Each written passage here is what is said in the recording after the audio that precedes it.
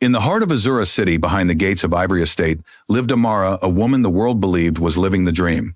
A grand mansion, a wealthy husband, and two beautiful twins. But what glitters on the surface often hides shadows that choke the soul. One stormy night, her husband Kofi's cruelty went beyond words. His hands and venomous rage left Amara collapsing on the cold floor, her life slipping away.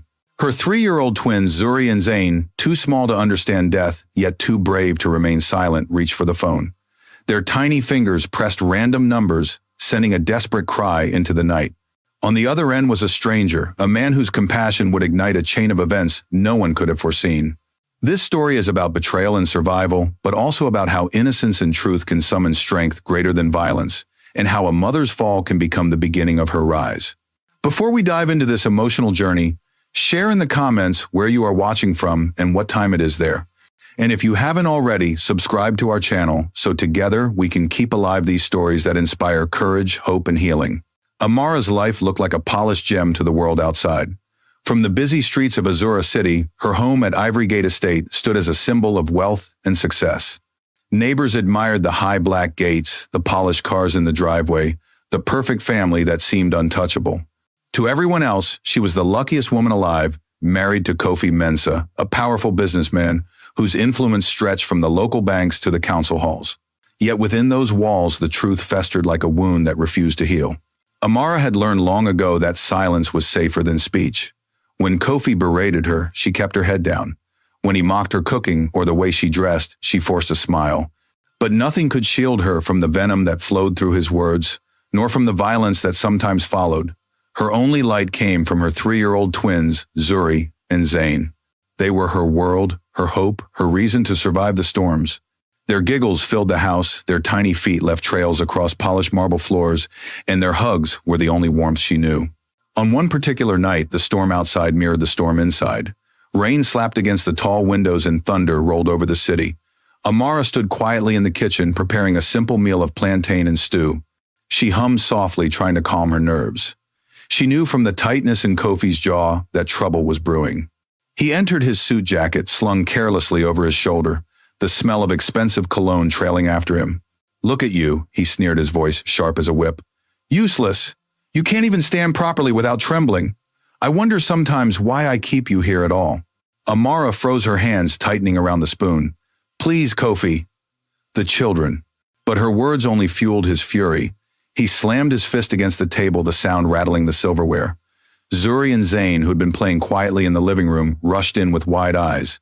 Daddy Zayn whispered, clutching his sister's hand. "Don't speak when I'm speaking," Kofi roared, his eyes blazing. He turned back to Amara, stepping closer until she could feel the heat of his anger on her skin. "You've embarrassed me for the last time. You think you're a wife, you think you're a mother, you're nothing, worthless." Before she could move away, his hand lashed out. Pain exploded across her cheek. She staggered backward, crashing against the wall. Her vision blurred and the room spun. Still unsatisfied, he struck her again and again until her legs gave way. Amara collapsed to the floor, her body screaming with pain, her mind fading into darkness. "Mommy," Zuri cried, rushing to her mother's side. Her small hands shook Amara's shoulders. "Wake up, Mommy, please." Kofi's face twisted with disgust. "Pathetic," he spat. He turned to the twins. "If you don't shut your mouths, you'll end up as useless as she is." The twins whimpered, clutching each other in fear, as their father stormed out of the house, slamming the door so hard the walls trembled. The echo of his rage lingered in the air, but what remained was worse, the silence of their mother lying still on the cold floor. Zayn's lips quivered. "What do we do?" His voice was thin, frightened. He had never seen his mother like this, so fragile, so pale. Zuri's eyes darted to the coffee table where the house phone lay. She scrambled for it, her small fingers fumbling with the buttons. She didn't understand numbers, didn't know who she was calling, but desperation made her press them anyway. Beeps echoed, and then the sound of a ringing line filled the air. "Please, please," Zuri whispered, tears streaming down her face. The line clicked. "Hello," a voice answered, deep but calm. Zuri hiccuped through her sobs. "Help. Mommy. Mommy won't wake up." For a heartbeat, there was silence. Then the voice sharpened, full of urgency. "Sweetheart, slow down. Tell me, where are you?" Zayn leaned close, shouting into the phone. "Our mommy's hurt. She's on the floor. Please help her." The man's tone steadied like an anchor thrown into wild seas. "Don't be afraid. You did the right thing. Stay with her. Hold her hand. I'm coming right now." The twins clung to Amara's hands, whispering to her, begging her not to leave. Outside the storm raged, but inside hope flickered faintly. The stranger on the line was not family, not a friend, not someone they had ever known. But fate had chosen him. His name was Tunde, a paramedic who had just ended his shift. He could have ignored the random call, could have dismissed it as a mistake. Yet something in the children's trembling voices pierced his heart. He dropped his keys, grabbed his medical bag, and raced into the night. Back inside Ivory Gate Estate, the twins stayed pressed against their mother, whispering promises in their innocent voices. "Don't go, Mommy," Zuri murmured, her cheeks wet with tears. "We need you." Zayn buried his face against Amara's arm, whispering, "We'll be good, Mommy. Just wake up." The minutes stretched endlessly until the sound of tires screeched outside. The front door burst open. Tunde rushed in raindrops glistening on his clothes, his eyes widening at the sight before him. A mother crumpled on the floor, two toddlers clinging to her lifeless form. "Oh, dear God," he breathed, kneeling swiftly. "Are you the children who called me?" Zuri nodded through her tears. "Please, save Mommy." Tunde's hands moved quickly, checking her pulse, her breathing, the bruises spreading across her skin. Relief washed over him. She was alive, but barely. "She needs a hospital immediately," he murmured, lifting her gently into his arms. The twins scrambled after him, refusing to let go. Rain lashed against his car windows as he sped through the city streets, every second feeling like a battle against time. At the hospital, chaos erupted as nurses rushed Amara into the emergency ward. Zuri and Zayn clung to Tunde's legs, their sobs breaking his heart. "Where are they taking her?" Zayn cried. "To help her," Tunde said softly, crouching to their level. "Your mommy is very sick, but these doctors know what to do. You two were so brave you saved her life." The children blinked at him, confusion and hope mixing in their small faces. Tunde stayed with them, buying juice, wiping their tears, and telling gentle stories to keep them calm. Something about these twins, so young, so strong in their fear, anchored itself deep in his heart. Hours passed. Finally, a doctor emerged with news. "She's stable, weak, but she'll survive." The twins clutched each other with relief, their little faces lighting up for the first time that night. Tunde exhaled a breath he hadn't realized he'd been holding. But even as hope flickered inside that hospital, the storm outside was only beginning. For Amara's collapse was not the end of her suffering. It was merely the first crack in a mask, carefully built by Kofi Mensah. And soon the whole city of Azura would learn that behind the gates of Ivory Estate, the perfect husband was nothing more than a monster. The sterile smell of disinfectant filled the hospital corridors.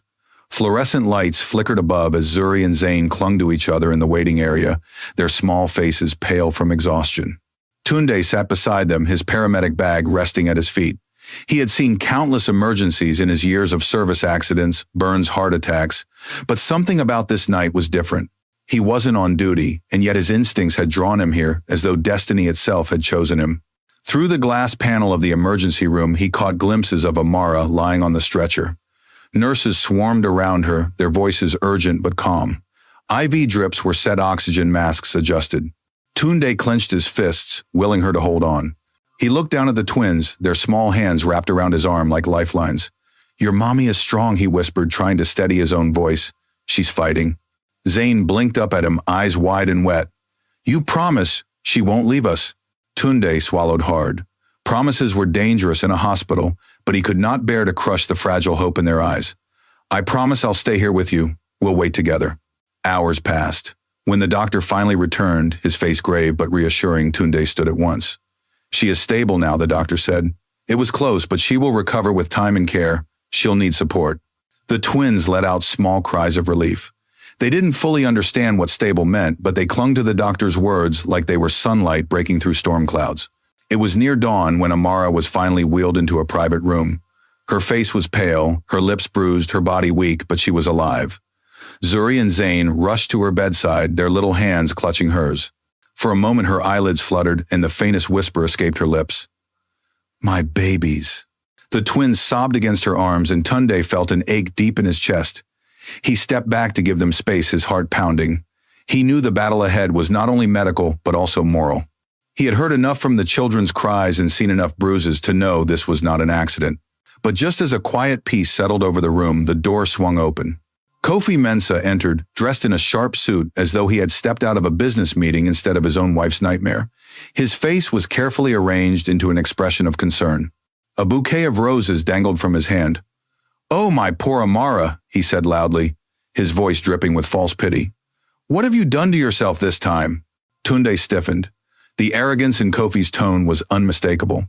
Amara's lips trembled, her eyes darting away from him. The twins shrank back, clutching her tighter. The nurses and doctors nearby glanced in with admiration. They saw a husband bringing flowers, speaking with worry, and they assumed he was the perfect man. None of them had seen the venomous monster who lurked behind those polished eyes. Kofi placed the roses on the table with exaggerated gentleness, then leaned close to Amara's ear. His smile remained plastered on his face, but his whisper was as sharp as broken glass. "You will not embarrass me again. Do you understand?" Amara shut her eyes tightly, a tear slipping down her cheek. Tunde clenched his fists. He wanted to step forward to call Kofi out right there, but something inside told him this was not the moment. He would not win against the wealth and influence Kofi wielded so easily. For now, he would watch. He would wait. Later that morning, another visitor arrived. Mama Efua, Kofi's mother. She swept into the room wearing strings of pearls and a head wrap of rich kente cloth, her perfume strong enough to fill the entire ward. Her eyes, however, were cold. When she saw Amara lying weak in bed, she clicked her tongue in disapproval. "What a shameful sight," she hissed once the children were distracted. "Collapsing in public, dragging my son's name into gossip. Do you know how much damage you've caused him?" Amara's throat tightened. "Mama Efua, please. I didn't collapse from stress. He—" "Enough, Efua," snapped her voice, cutting like a blade. "Don't you dare speak against my son. You've always been weak. He married you out of pity, and now you repay him by ruining his reputation. If you had any decency, you'd disappear from his life and let him find someone worthy." Her words pierced Amara's soul deeper than Kofi's blows ever could. The tears she had fought so hard to hold back now spilled freely. She turned her face to the pillow, her sobs muffled by the fabric. Mama Efua left without another glance, satisfied in her cruelty. Tunde, who had lingered outside the door, overheard every word.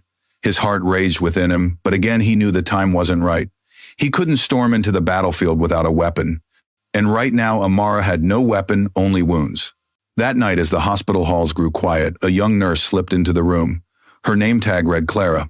She glanced nervously over her shoulder before leaning close to Amara. In her hand she held a small flash drive. "I shouldn't be doing this," Clara whispered, pressing it into Amara's trembling palm. "But I've seen too many women silenced. You need proof. This is everything I could gather. Medical records, security footage, evidence that you didn't collapse from stress. You were brought in battered and bleeding, and Kofi tried to bribe us to say otherwise."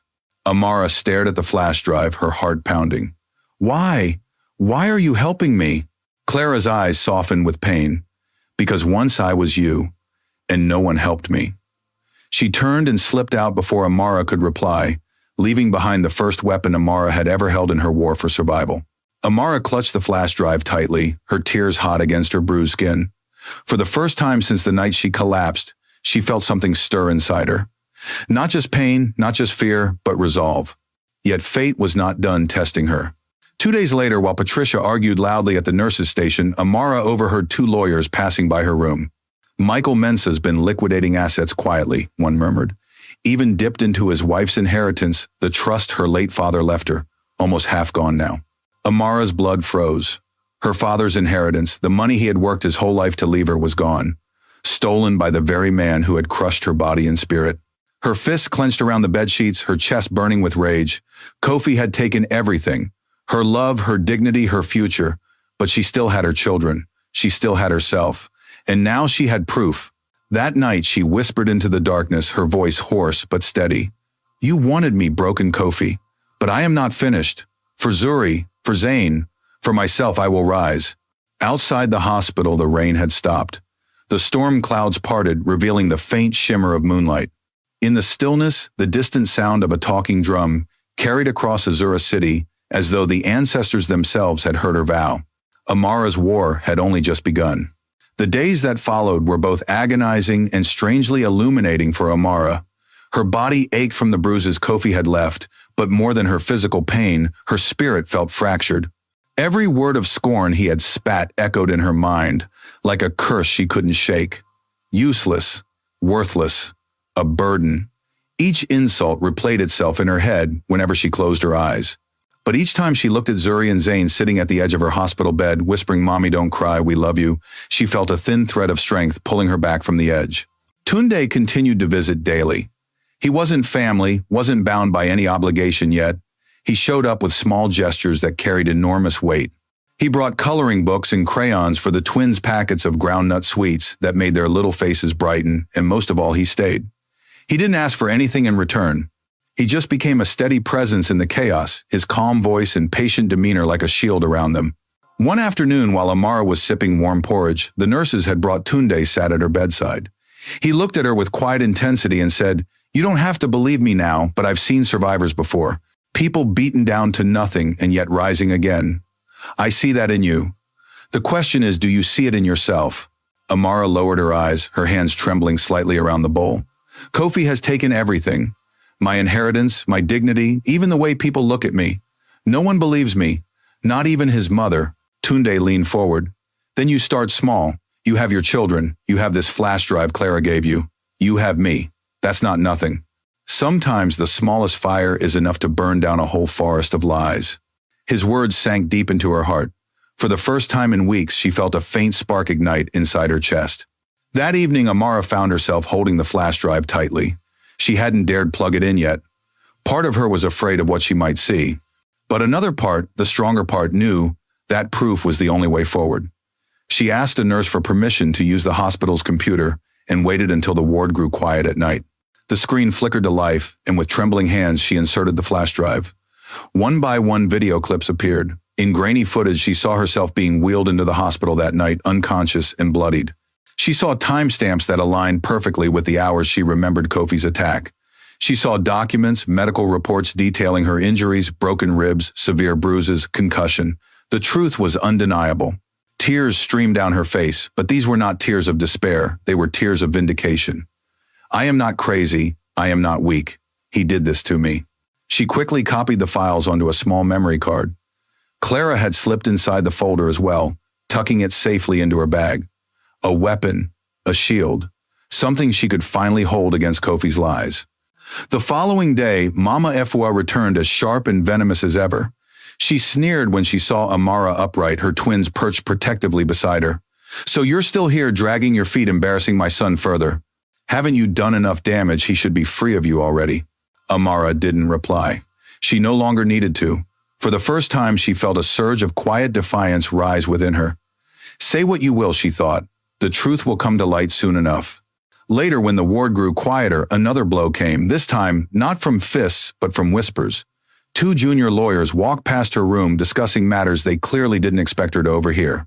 "Kofi's already shifting assets," one murmured, "transferring funds from her inheritance into his Ivory Gate 2 project. Half of it's gone now. She doesn't even know." Amara's chest tightened with rage. That inheritance was her father's legacy, the only security he had left her when he died. He had worked tirelessly planting cocoa trees and selling goods at the market to ensure his daughter would always be safe. Now Kofi had stolen it as if it were nothing more than his pocket money. That night Amara couldn't sleep. Her body throbbed with pain, but it was her heart that burned hotter. She stared out of the hospital window at the sprawling city lights of Azura. Somewhere out there, Kofi was probably sipping expensive wine, laughing with his mistress, while she lay here fighting for breath. But not forever. She whispered to herself, her voice steady despite the tears sliding down her cheeks. "You took everything, Kofi, but you cannot take me. You cannot take the mother of your children. You cannot take the fire my father left inside me. I will rise." The next day during visiting hours, an older woman entered the room. A market woman Amara vaguely recognized. She sold kente fabrics in the bustling Azura market. The woman smiled warmly and held out a folded cloth. "Child, I don't have much, but when I heard what happened, I brought you this. It is Enza cloth of truth and integrity. Wrap it around you and remember that truth always stands even when lies shout louder." Amara's hands trembled as she accepted the cloth. She pressed it to her chest, whispering thanks. It was just fabric, but in her heart it felt like armor. Meanwhile, Kofi continued his performance. He strolled through the hospital halls with flowers, whispered loud enough for nurses to hear. "I beg her to take care of herself. She just won't listen. Poor thing." And the staff nodded sympathetically, believing his act. But Amara remained silent. She had no intention of wasting her proof on whispers. She was waiting for the perfect moment. That night, when the twins had drifted into sleep, curled up on the couch beside her bed, Tunde sat quietly by her side. "You're different," he said softly. "There's a fire in your eyes now." Amara clutched the inside cloth in her lap, her voice calm but firm. "I've been at the bottom, Tunde. There's nowhere left to go but up." He smiled, relief flickering in his eyes. That's the Amara I knew was there. But destiny had one more revelation waiting. The following evening, as Amara dozed lightly, the door to her room creaked open. She froze as she heard Kofi's voice, low and confident. Beside him was Mama Efua. "Don't worry," Mother Kofi murmured. "This marriage was never about love. I married Amara for appearances. She was convenient, weak, easy to control. But now I'll be rid of her. I already have someone better, someone worthy of me." Efua chuckled, her pearls clinking. "Finally, my son. She was never good enough for you. This new woman, she will stand proudly by your side." Amara's blood ran cold. Tears slid silently into her pillow. Every sacrifice she had made, every moment she had endured his cruelty, it had all meant nothing to him. She was a placeholder, nothing more. But with her tears came something else. Resolve. "You may have broken me, Kofi, but I am not finished. The truth will come for you." She closed her eyes and held her children tighter when they stirred beside her. Zuri whispered in her sleep, "Mommy, when you get better, we'll bake cookies again." Amara pressed a trembling kiss to her daughter's forehead. "Yes, my love, we will." That night, as the moonlight bathed her hospital bed, Amara realized that her war was no longer just about survival. It was about justice. And she would not stop until the world saw Kofi's mask torn away piece by piece. Her ashes had stirred. From them a fire was rising. The following week crawled by with the heavy pace of a wounded animal trying to find its footing. Amara's body was wrapped in bruises, her ribs still sore from every shallow breath, but she forced herself to sit upright a little longer each day. She knew that healing her body was not enough. She had to prepare her spirit, her mind, and her courage for what was to come. From the outside, Kofi's mask remained flawless. The newspapers called him a devoted husband, a pillar of Azura's elite. Reporters snapped photos of him outside the hospital, clutching a bouquet of flowers, his face arranged in solemn concern. "My poor wife," he told them with false humility. "She collapsed from stress. I only pray she recovers soon." Headlines praised him for his loyalty. Successful businessman stands by his fragile wife. But behind closed doors, he continued his cruelty. When the nurses left the room, he would lean, close his lips, almost brushing Amara's ear, his words like poison.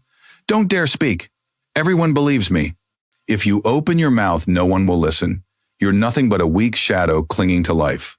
Amara no longer wept. She simply turned her face to the window and held her silence like a blade she would one day use.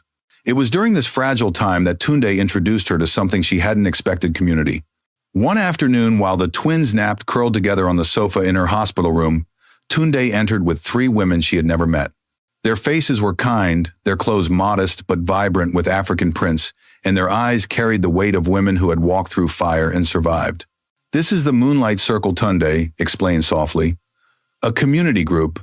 They support women who've been where you are now. I thought, maybe you'd want to meet them." The eldest among them, Auntie Na, stepped forward and clasped Amara's hand. "Child, you are not alone. Don't let his lies convince you otherwise. We've seen men like him before. Smooth in public, venomous in private. But truth always finds its way if you are ready to stand." Amara felt her throat tighten. These women did not pity her. They understood her. Their words carried the weight of shared battle scars. For the first time, she felt less like a victim and more like part of a larger story, one of resilience passed from woman to woman, generation to generation. From then on, the Moonlight Circle visited, often bringing warm food, helping with the twins, and speaking to her about legal aid. They taught her proverbs and sang songs her own grandmother had once hummed. Their presence wrapped around her like armor.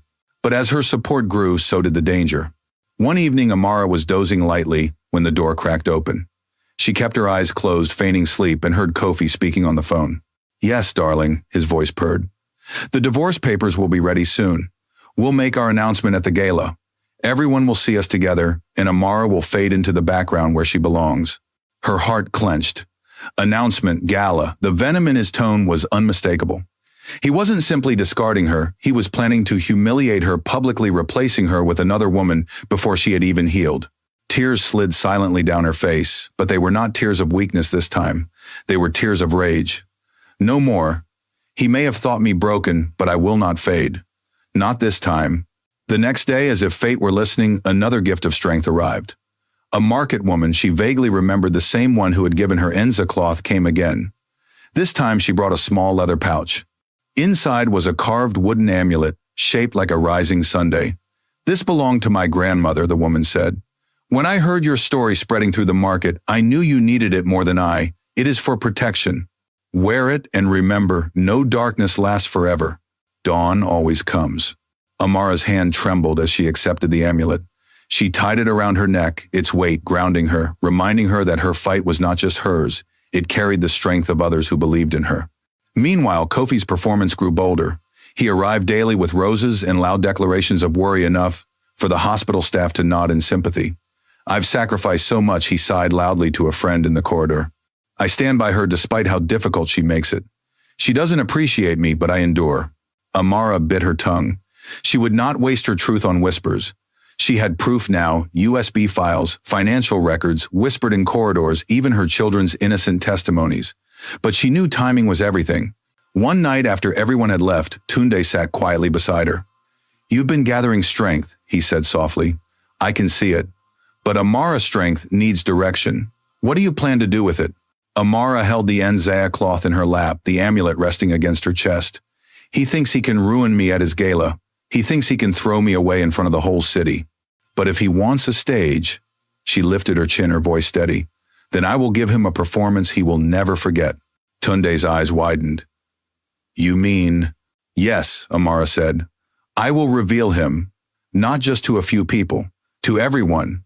The man behind the mask will be shown for who he truly is. Tunde leaned back, studying her. For a long moment he said nothing. Then a small smile curved his lips. That's dangerous, risky, but it's the only way. If you're truly ready, I'll stand with you. Amara's eyes softened. You've already stood with me more than anyone, but this I must do for myself, for my children, for the father who left me that inheritance, for every woman Kofi has deceived, for every person who believes his mask. This isn't only survival now, this is justice. The Moonlight Circle helped her prepare. They introduced her to a lawyer willing to take on her case quietly to help her file reports and safeguard her inheritance from further theft. Clara, the nurse, provided additional medical records signed, stamped undeniable. Tunde helped organize the files into a timeline matching each bruise to each doctor's note, every moment of proof layered carefully like stones in a fortress. The days before the gala passed in quiet determination. Amara practiced walking again, her body still sore but growing stronger. Each step was a declaration, I will not be broken. I will stand. At night, as her twins lay curled against her, she whispered promises to them. We will have a new life, my loves. A safe life. You will never fear again. Zuri would whisper back, we believe you, Mommy. And Zayn would add, you're strong now. Like the lion in the story, their innocence gave her courage greater than any weapon. Finally, the night of the gala arrived. Crystal chandeliers glowed in the grand ballroom of Ivory Gate. Journalists, investors, politicians, all of Azura's most powerful gathered in anticipation. Rumors buzzed about Kofi's special announcement. Whispers suggested a new business venture, others hinted at personal news.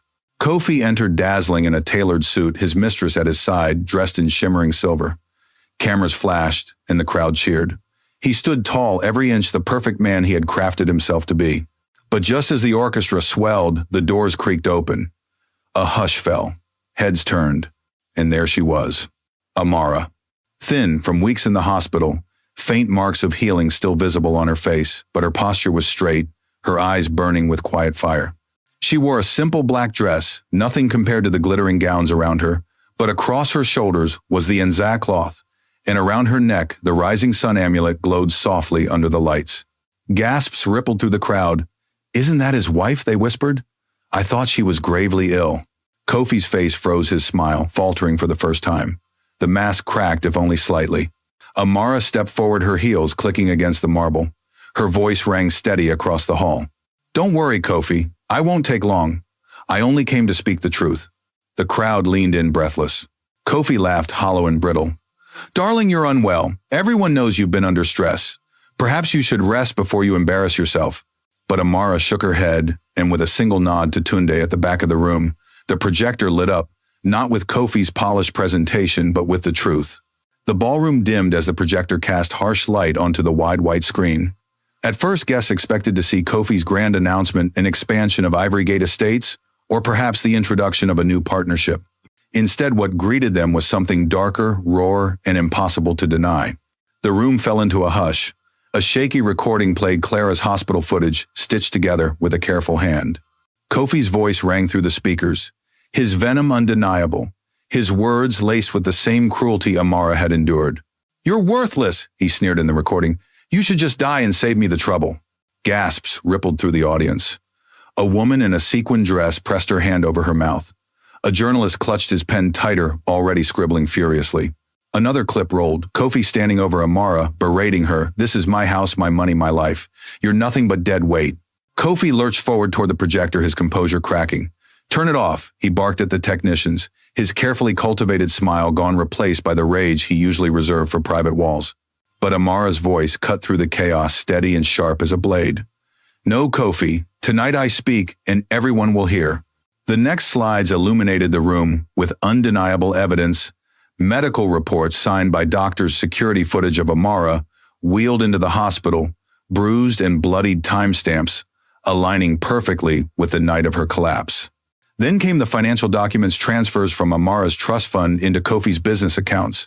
Amounts so large, the murmurs in the crowd grew into angry outbursts. "My late father left me this inheritance," Amara declared, stepping closer to the podium. Her voice trembled with both pain and power. "He worked his entire life to ensure I would be safe. And Kofi, this man you have praised, has stolen it piece by piece while crushing me in silence. He stole not just money but dignity, not just security but a future for his own children." All eyes turned toward Kofi. The mask had fallen. His face was pale, his jaw tight with fury. His mistress shifted nervously at his side, the silver gown that had shimmered moments earlier, now feeling like chains. She tugged her arm away from his grip, her cheeks flushed with shame. "You liar!" Kofi roared, his voice shaking with desperation. "These are fabricated, all lies."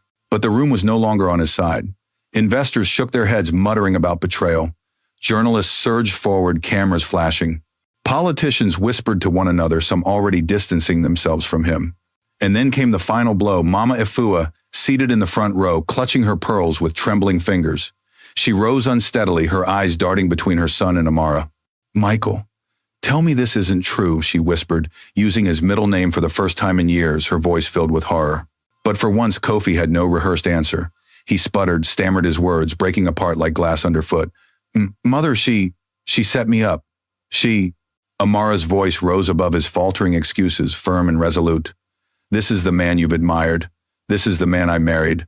And this is the man who told me I should die." The crowd erupted. Some gasped, others jeered. Reporters shouted questions, their voices overlapping. "Is this true, Mr. Mensah? Did you steal your wife's inheritance? Were you abusive behind closed doors?" The mistress, unable to bear the scrutiny, slipped away into the crowd, her heels clicking rapidly against the marble as she fled the ballroom. Patricia, who had once stood tall in her pearls and kente, sank into her seat, her face ashen with humiliation. Kofi lunged toward Amara, fury, twisting his face, but Tunde was already there, stepping between them like a wall. His presence was calm yet unyielding, his eyes locked onto Kofi's with a quiet warning. "Not tonight." Security guards hurried forward, sensing the shift in the room. Journalists shoved microphones toward Amara, flashing cameras blinding her from every side. But she did not falter. She stood tall, her enza cloth draped proudly across her shoulders, the amulet of the rising sun glinting at her throat. "You told me I was nothing," she said, her voice echoing across the hall. "But tonight, the truth has spoken, and truth is stronger than lies." The audience broke into murmurs, some even applauding softly, their respect for her courage outweighing their shock. For weeks they had believed Kofi's carefully crafted image. Tonight they saw the monster behind the mask. Kofi's empire began to crumble in real time. Investors pulled back, muttering about breached trust and reputational risk. Politicians slipped quietly toward the exits, unwilling to be associated with him any longer. Mama Efua sat in stunned silence, her world unraveling before her eyes. Amara did not wait for the chaos to subside. She turned her children waiting at the doors with the moonlight circle women, their small faces glowing with pride. Zuri whispered, "Mommy, you were brave." Zane added. You were strong like the lion. Amara smiled through her tears, kneeling to gather them into her arms. I had to be for you. The four of them with Tunde close behind walked out of the ballroom into the cool night air. The sound of angry shouts and flashing cameras faded behind them. Above the moon glowed, and the faint beat of talking drums carried across the city as though the ancestors themselves were spreading the news. The mask had fallen and justice had begun. But the battle was not yet over. Outside the ballroom, Amara knew Kofi would fight back. Men like him never surrendered easily, yet she no longer trembled at the thought. She had proof, she had allies, she had her children, and above all she had herself. The woman who had once collapsed on the cold floor of her mansion was gone. In her place stood a mother, a survivor, and a warrior clothed in truth. As they walked away, Amara whispered a vow into the night air, her voice steady and sure. You thought I would fade, Kofi, but tonight was only the beginning. The moonlight shone brighter, as if to seal her words in the sky. The fallout from the gala spread across Azura City like wildfire. Newspapers splashed the scandal across their front pages. Business tycoon exposed for abuse and fraud talk radio hosts debated fiercely, some expressing outrage, others lamenting how easily appearances had fooled them. On the streets, people whispered Amara's name with a mixture of shock and admiration. She had stood against one of the city's most powerful men, and she had done it in front of the very crowd that had once worshipped him. Yet, even as the city turned against Kofi, Amara knew the fight wasn't over. Men like him didn't crumble quietly. He would cling to power, strike back, and try to twist the narrative. Back at the hospital, Amara continued her slow recovery. She wore her ensa cloth, daily its folds, reminding her of integrity and truth, and the rising sun amulet rested close to her heart. Her twins were never far from her side, drawing pictures of lions and suns to tape above her bed. Their laughter brought light into the sterile white room, and their innocence gave her the strength to keep going. But she was not alone anymore. The moonlight circle gathered around her, meeting quietly in the evenings to plan. Tunde coordinated with Clara to secure more evidence, including records of bribes Kofi had attempted to offer hospital staff. A sympathetic lawyer from the circle helped Amara begin formal legal action, drafting petitions to freeze her inheritance funds before Kofi could drain them further. One evening, the women of the circle gathered in her hospital room, their vibrant wrappers and headscarves filling the space with color. Auntie Na, always the most outspoken, clapped her hands together. Child, you have shown the city his true face, but you must strike harder. He will try to silence you, to spin the tale back in his favor. You cannot give him that chance. Amara nodded, her jaw tight. I have the truth. I will not be silent again. Another woman, younger and soft-spoken, added, We can help. We have connections in community radio. If we share your story through their station, no lie he spreads will drown it. The drums of truth will beat louder. The thought stirred something deep in Amara's spirit. She remembered the faint sound of the talking drums echoing across the city the night she vowed to rise. Now the drums could carry her truth into every corner of Azura, even places Kofi's wealth couldn't reach. Meanwhile, Kofi scrambled desperately to salvage his empire.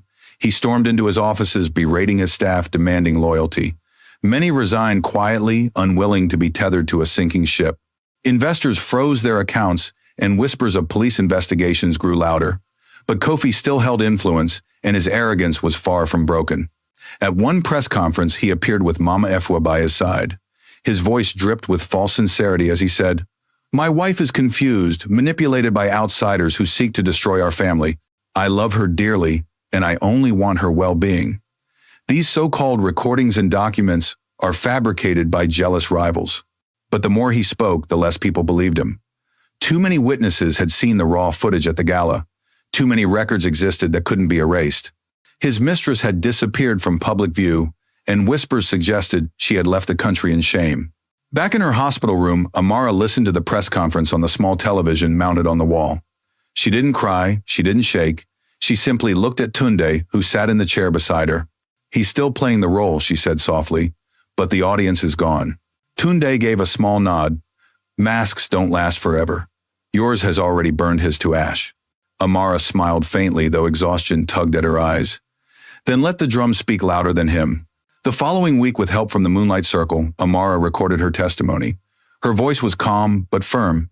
As she recounted her story, the abuse, the inheritance theft, the lies, interwoven between her words were proverbs from her father, words of wisdom she carried since childhood.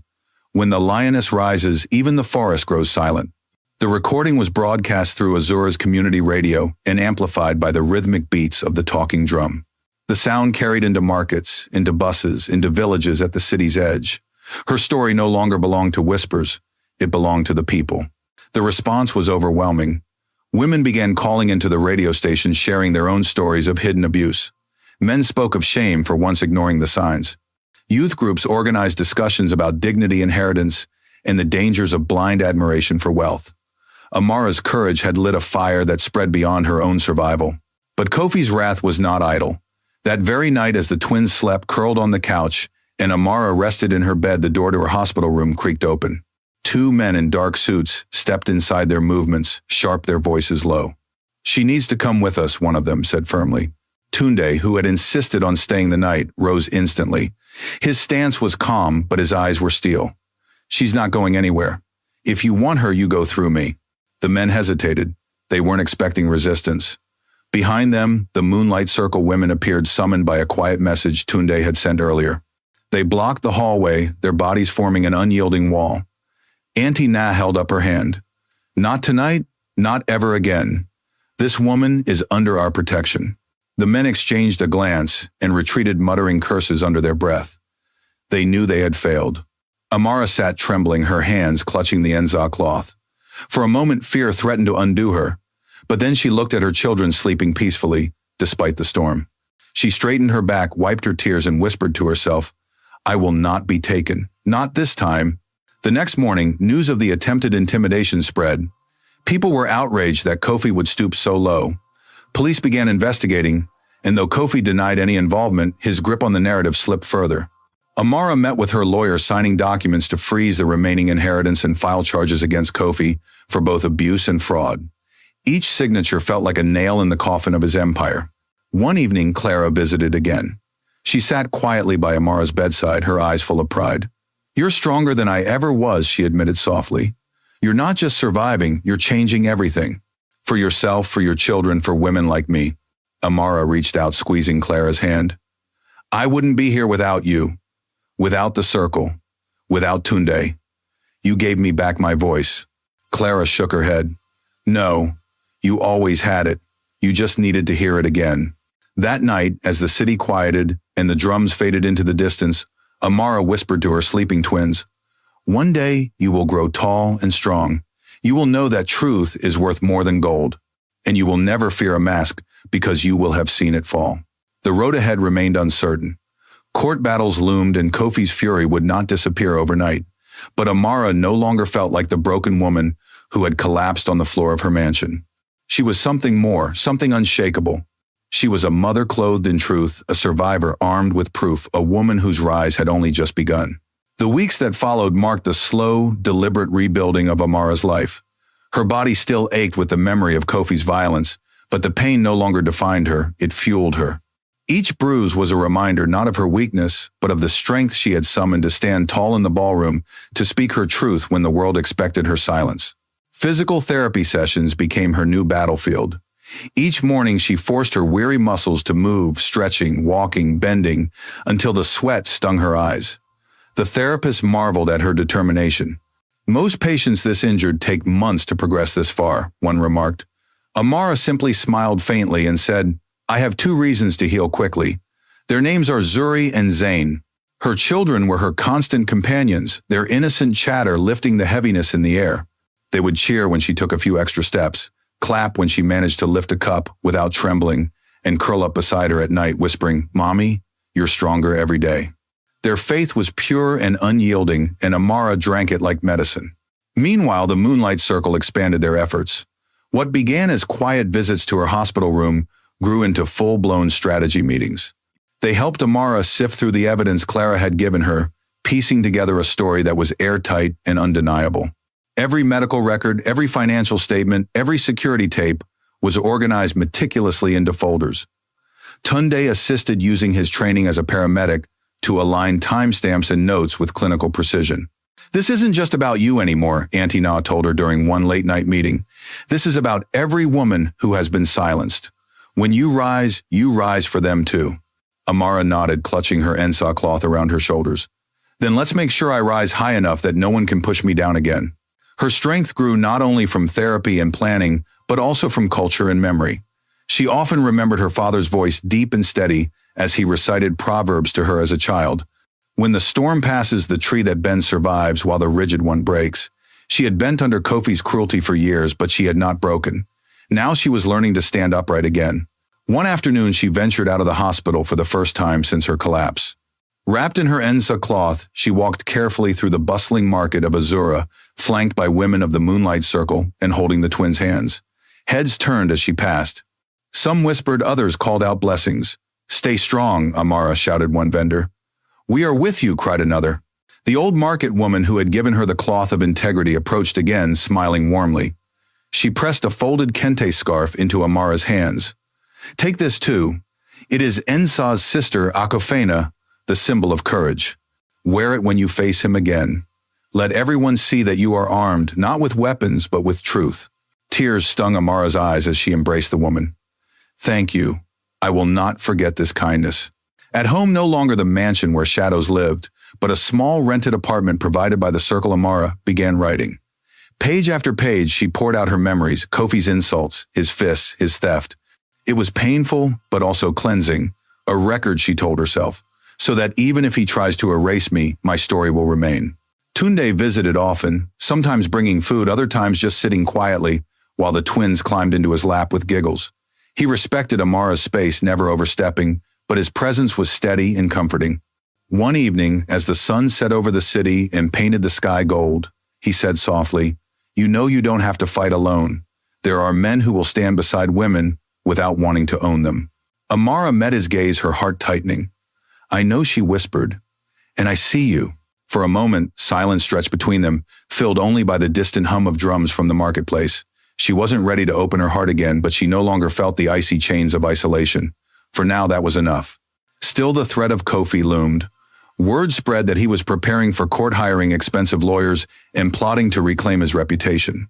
His public mask had cracked, but he still had resources, still had influence. The Moonlight Circle prepared Amara for this next stage. They rehearsed testimony with her, ensuring she spoke with clarity and confidence. They arranged safe transport for her children and even taught her breathing exercises to steady her nerves in stressful moments. "He will try to rattle you," Auntie Na warned. "Do not let him. Remember the amulet, remember the cloth, remember the voices of all the women standing behind you." One night, as Amara sat by the window watching the city lights, she felt Zuri climb into her lap. "Mommy," the little girl whispered, "when Daddy shouted at you, I was scared. But when you stood in the big room and showed the people, you were like a queen." Amara hugged her tightly, tears spilling down her cheeks. "Not a queen, my love. Just a mother who decided not to be afraid anymore." Zane, half asleep, added, "You're like the lion in the story, the one who was hurt but still roared louder than the hunter." Their words nestled deep in her heart, a reminder that even in their innocence, they understood her journey better than many adults did. The days blurred into weeks, each one bringing Amara closer to the inevitable confrontation in court. But instead of dread, she felt something else: readiness. She was no longer the trembling woman on the floor of a mansion. She was Amara, daughter of a man who had left her strength in the form of inheritance and proverbs, mother of 2 children, who believed in her sister to a circle of women who had her back, and survivor of cruelty that had tried to erase her. The night before the first hearing, she gathered her children close and whispered a prayer. "May truth guide us, may courage clothe us, and may justice be our song." Outside, as if in answer, the talking drums began again, steady, rhythmic, powerful. Their beats carried across Azura, echoing into the night like a promise. Amara closed her eyes, holding her children tightly. Tomorrow would be another battlefield, but tonight she rested in the knowledge that she was no longer fighting to survive. She was fighting to win. The morning of the hearing dawned with an unusual stillness. The city of Azura, usually alive with the bustle of traders and the chants of market women, seemed to hold its breath. Amara stood before the mirror in the small apartment lent to her by the Moonlight Circle. She wrapped the insa cloth across her shoulders, its patterns, speaking of truth and integrity, and fastened the rising sun amulet against her chest. Then, with deliberate hands, she tied the Akofena scarf around her head, the symbol of courage gleaming in the morning light. Her reflection startled her. This was not the broken woman who had once collapsed on the marble floor of Ivory Gate Estate. This was a warrior, a mother, a survivor, armed with truth. Zuri and Zane stood in the doorway, still in their tiny school uniforms. Their wide eyes beamed with pride. "Mommy, you look like a queen," Zuri whispered. Amara smiled, bending to kiss them each on the forehead. "No, my loves, I look like myself." The Moonlight Circle women arrived soon after their presence, filling the room with warmth and solidarity. Auntie Na pressed her palms against Amara's shoulders. "Remember, child, the court is another stage. He will try to perform again. But you have the truth, and truth does not tremble." Tunde waited by the car, dressed in a simple suit. His eyes met Amara's, calm and steady. He didn't speak, but his presence said, "Everything I am here. I will not leave." At the courthouse, crowds had already gathered. Journalists swarmed the steps, their cameras flashing, as soon as Amara emerged from the vehicle. "Amara, are you ready to face him?" one shouted. "Do you believe justice will be served?" another asked. Amara held her head high, her children shielded by members of the circle. "I am ready," she said firmly, "and I believe truth has already begun to speak." Inside, the air was thick with tension. The courtroom was grand but heavy, its wooden benches filled with spectators, journalists, and curious citizens who had followed the scandal from the gala to this moment. At the front, the judge sat in solemn robes, his gavel resting silently on the desk. Kofi entered moments later, flanked by a team of sharp-suited lawyers. His face was carefully composed into an expression of sorrow and dignity, but his eyes burned with fury when they met Amara's. Mama Efua sat behind him, her pearls rattling faintly as her fingers trembled. She avoided looking at Amara, but the guilt in her expression was unmistakable. The proceedings began. Kofi's lawyers launched into their performance first. They painted him as a devoted husband, a generous provider, and a victim of conspiracy. "Our client's wife," one attorney declared, "has been manipulated by outsiders. She suffers from stress and delusions, exacerbated by individuals seeking to destroy Mr. Mensah's reputation." Amara sat still, her hands folded neatly in her lap. Every insult, every dismissal echoed like the familiar venom of Kofi's voice. But this time, she did not bow her head. She waited. When it was her turn, her lawyer rose. A tall woman from the circle, she spoke with the calm precision of someone who had fought countless battles in court. "Your Honor, ladies and gentlemen, tonight we will show the truth not through words alone, but through evidence." She gestured to the projector. The screen flickered, and the same recordings from the gala appeared again. But this time, they were accompanied by medical reports, signed affidavits from nurses like Clara, and financial records that revealed Kofi's theft in painstaking detail. The courtroom grew restless. Gasps punctuated the air as each document was revealed, each timestamp aligning perfectly with the truth Amara had spoken. Finally, it was Amara's turn to testify. She rose slowly, her inza cloth trailing like a banner behind her. The judge gestured for her to begin. She took a deep breath and spoke, her voice, trembling at first, but growing stronger with each word. She told him about the insults, the nights of terror, the bruises hidden beneath long sleeves.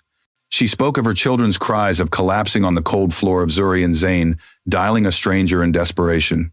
She spoke of Clara's courage in giving her the flash drive of the inheritance. Her father left her being drained without mercy. Every word was heavy with pain, but it was also sharpened with resolve. And when she finally lifted her chin, her eyes met Kofi's. "You told me I was nothing," she said, her voice carrying across the room. "But look at me now. I stand, and I will not be silenced again." The silence that followed was profound. Even the judge leaned back, his expression solemn, his eyes reflecting something like respect. Kofi leapt to his feet, his mask crumbling. "Lies," he shouted, his composure unraveling. "She's weak. She's always been weak. I built everything she has without me. She'd be nothing." The outburst silenced even his lawyers.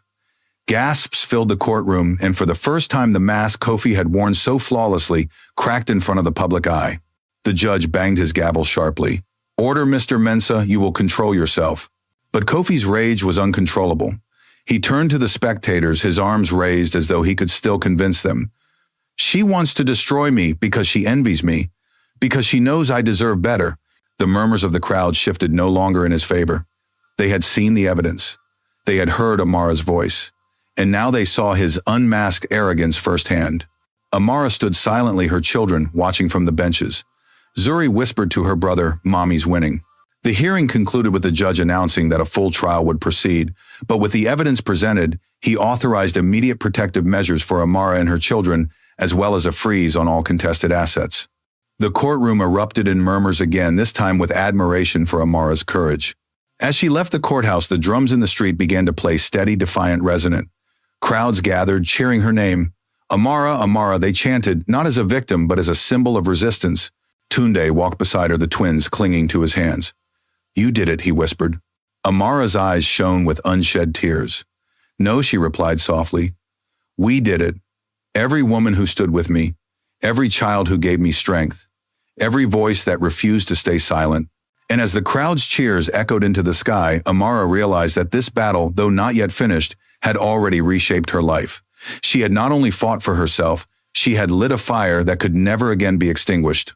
For the first time since the storm began, Amara smiled, not with fear, not with trembling, but with the quiet certainty of a woman who knew the dawn had already broken. The weeks after the first court hearing were a whirlwind for Amara. Azura City buzzed with her story on the radio in the markets, even whispered through the walls of taxis as drivers debated whether the once untouchable Kofi Mensah could truly fall. For years he had been a man of prestige, his face gracing charity galas and business pages. But now his name was dragged through mud not by rumor but by undeniable proof. The Moonlight Circle kept Amara grounded. They rotated shifts to escort her and the twins wherever they went. Auntie Na often said a lioness never walks alone, and in those days Amara understood the meaning fully. The circle was her pride, they were her shield. One evening Amara sat with the circle in the living room of her modest apartment. Papers and files were spread across the table. Tunde was there too, carefully organizing photographs, hospital documents, and financial statements into a timeline. We need to anticipate his next move, he said. Kofi will not stop. He'll use everything he has left, money, connections, even fear, to fight back. A younger woman in the circle, Adwo, leaned forward. But fear cannot silence drums. Have you heard the radio? Women across Azura are calling in, telling their own stories because of you, Amara. The silence has broken. Amara's eyes glistened. That's why I cannot falter now. This isn't just about me anymore. If I fall silent again, it tells them he can win. That night, as she tucked Zuri and Zayn into bed, she thought about her father. His laughter, his calloused hands, the way he would tell her, truth may stumble, but it never falls. She whispered it now like a prayer over her children. The trial date drew nearer, but before it arrived, fate gave Amara an unexpected gift and another challenge. A journalist named Kwame approached her lawyer requesting an interview. The people need to hear directly from her voice, not just read court documents, he insisted. At first, Amara hesitated. She feared Kofi would twist anything she said, but the circle encouraged her. Let your voice carry, Auntie Na urged. When the hunter tells the story, the lion looks weak. But when the lioness speaks, the truth roars. The interview was broadcast live on both radio and local television. Sitting tall with her Anzac cloth draped across her shoulders, Amara told her story once more calmly, without embellishment, without theatrics. She spoke of the night she collapsed, of the random call, her children made that saved her life, of the inheritance stolen, and of the lies spun by a man worshipped by the city. She ended with a message not just to her abuser, but to every listener. Do not believe that silence is strength. It is truth that is strength. If you are suffering, you are not alone. Rise even if your voice shakes. Someone will hear you. Someone will stand with you. The broadcast shook the city. Calls flooded the station not only from women but also from men, fathers, brothers, sons who admitted they had ignored abuse around them. Some vowed to change. Others asked how they could support survivors. The Moonlight Circle's phone lines nearly crashed from the influx of volunteers and donations. But Kofi, as expected, grew more dangerous. Enraged by her growing influence, he doubled down in court, accusing Amara of orchestrating a conspiracy to destroy him. He claimed the recordings were edited, the documents forged. His lawyers demanded Clara be cross-examined, hoping to discredit her. When Clara took the stand, her hands trembled, but her voice did not falter. She recounted how Kofi had attempted to bribe her, how she had seen women like Amara silenced before, and how she refused to let it happen again. Tears streamed down Amara's face as she watched her ally stand so bravely. The courtroom was silent, the weight of Clara's truth pressing down on every ear. Outside, Kofi's empire crumbled further. Business partners severed ties. Banks froze accounts. His once loyal employees whispered of unpaid salaries and shady dealings. The mansion at Ivory Gate, once a fortress of power, now felt like a hollow cage. The gates still stood tall, but inside the walls trembled. And then came the moment that truly shifted the tide. One evening, community radio carried not just stories of survivors, but also the rhythmic boom of the talking drums. The drummers played a coded message. One, the elders translated aloud. The hunter is caught in his own trap. The lioness has risen. The entire city heard it. In markets, buses, homes, everywhere. The drums made the verdict clear long before the judge's gavel ever would. Enraged, Kofi tried one last tactic.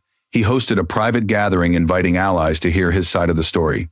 But word leaked, and protesters gathered outside the mansion gates chanting Amara's name, demanding justice.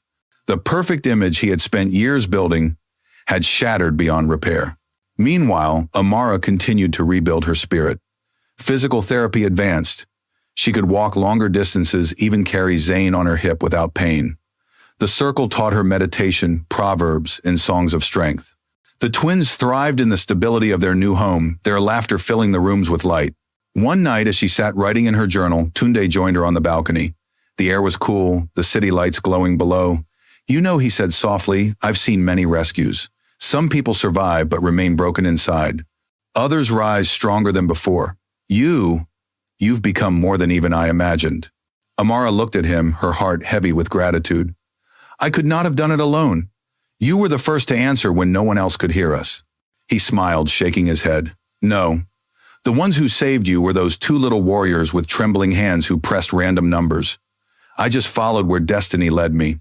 Amara's eyes filled with tears. She glanced at the twins asleep inside and whispered, "Then destiny chose well." The trial was nearing its climax. The city waited, drums poised to echo the verdict. Amara no longer felt fear. Whatever the judge declared, she knew she had already won something greater: her dignity, her children's safety, and a movement that could not be silenced. But fate had one more test in store. 2 days before the final hearing, Amara received a letter delivered under her door. The handwriting was unmistakable Kofi's. Her hands trembled as she opened it. "If you continue, you will destroy not just me but yourself.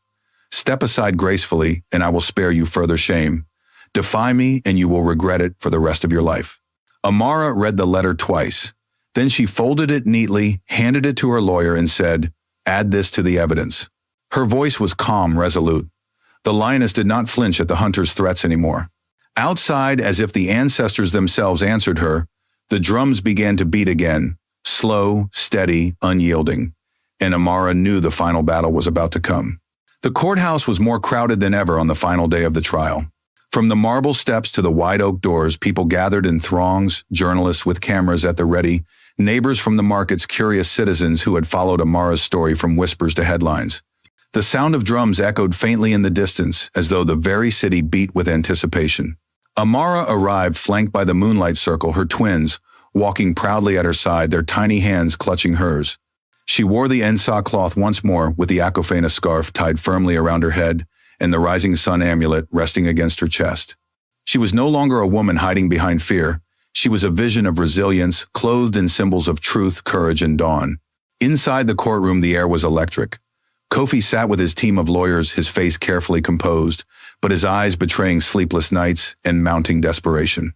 His mother, Mama Efua, looked older than Amara had ever seen her, her once stern face now sagging with exhaustion and regret. The judge entered, and the trial resumed. The prosecution laid out their final arguments, weaving together the recordings, the medical reports, the financial statements, Clara's testimony, and even the threatening letter Kofi had sent. "This," the prosecutor said, firmly holding up the letter for all to see, "is not the voice of a loving husband. It is the voice of a man desperate to maintain control through intimidation. But intimidation has no place in justice." Kofi's lawyer rose, his voice sharp but trembling with strain. He repeated his claims of conspiracy, fabrication, manipulation. He gestured to Amara with feigned sympathy. "She is a troubled woman, driven by stress, and coached by outsiders who want to ruin a great man." But the words fell flat. The evidence was overwhelming. The crowd had already seen the mask fall. When it was Amara's turn to speak, the courtroom grew silent. She rose slowly, her ensa cloth trailing behind her like a banner. Her children looked up at her with wide eyes full of pride. She stood tall, facing not just the judge but the entire room. "Kofi told me I was worthless," she began, her voice clear and unwavering. "He told me I should die and save him the trouble. He stole my inheritance, the legacy my father worked a lifetime to give me. He tried to silence me with fear, to erase me with lies. But today I stand, not because I am stronger than anyone else, but because I chose not to stay silent. And because my children 3 years old were brave enough to call for help when I could not. Innocence saved me when strength failed." She paused, her eyes sweeping across the room. To every woman who has been told she is nothing, to every child who has watched their mother suffer in silence, let this be proof that silence is not our destiny. We can rise. We must rise. The room erupted into murmurs of admiration. The judge banged his gavel for silence, but even his stern expression softened as he turned his gaze back to Amara. After closing arguments, the judge withdrew to deliberate. The wait stretched endlessly. The twins curled against Tunde's side, and the moonlight circle whispered quiet prayers. Amara sat still, her eyes fixed on the enza cloth, draped across her lap, her fingers tracing its patterns like sacred scripture. Finally, the judge returned. The gavel struck once. The room hushed. After reviewing the evidence and testimony, the judge began solemnly, "This court finds Mr. Kofi Mensah guilty of fraud, misappropriation of inheritance funds, and aggravated assault. Immediate restitution will be made to Mrs. Amara Mensah, and her children and custody of the children is awarded fully to Mrs. Mensah. Furthermore, this court issues a protective order to ensure her safety and security henceforth." For a moment, silence hung in the air, as though the weight of the verdict needed a heartbeat to sink in. Then the courtroom erupted, cheers, applause, shouts of joy. Reporters scrambled to capture the moment, their cameras flashing like lightning. Kofi's face drained of color. His lawyers slumped in defeat. Mama Efua buried her face in her hands, pearls rattling as sobs racked her body. But Amara did not gloat. She stood quietly, tears streaming down her face, holding Zuri and Zane's hands. The ensa cloth seemed to shimmer in the light, the Akofena scarf gleamed, and the rising sun amulet warmed against her chest. Outside, as she emerged from the courthouse steps, the crowd erupted again. "Amara, Amara," they chanted, their voices rising with the steady rhythm of drums. Strangers reached out to touch her hand, to bless her children, to thank her for her courage. She lifted her chin high, her voice carrying above the noise. "Truth has spoken," she declared. "Let it keep speaking for every woman, every child, every soul who has suffered in silence. We are not weak, we are not worthless. We are the fire that cannot be put out." The drums thundered in response, rolling across the city like waves of justice. That evening, back in the quiet of her new home, Amara sat with her children curled in her arms. Tunde sat nearby, silent but steady, his presence as grounding as the earth itself.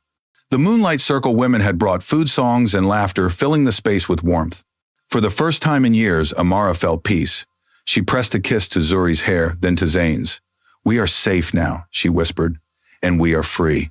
Her children smiled up at her, their eyes shining with pride. "You're our hero," Mommy Zuri said softly.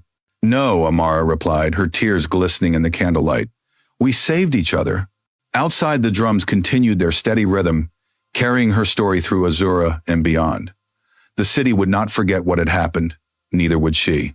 And so the woman who had once collapsed under cruelty had risen, not just for herself, but for countless others. Her scars became her strength, her silence became her song, and her fall became the foundation of her rise. Amara had become the truth that no mask could ever silence again. Life will test us with cruelty, betrayal, and storms that seek to break our spirit. But no storm lasts forever, and no mask of lies can stand against truth. Amara's journey shows us that silence empowers the abuser, but courage, no matter how small, lights a fire that cannot be extinguished. It was not just her own strength, but the love of her children, the solidarity of her sisters, and the compassion of strangers that carried her through. In life, we must remember dignity cannot be stolen, only surrendered. And when one voice rises against injustice, it gives courage to countless others. If this story touched your heart, share your thoughts in the comments. Tell us where you're watching from, and don't forget to subscribe, so together we can keep spreading stories of hope, resilience, and truth.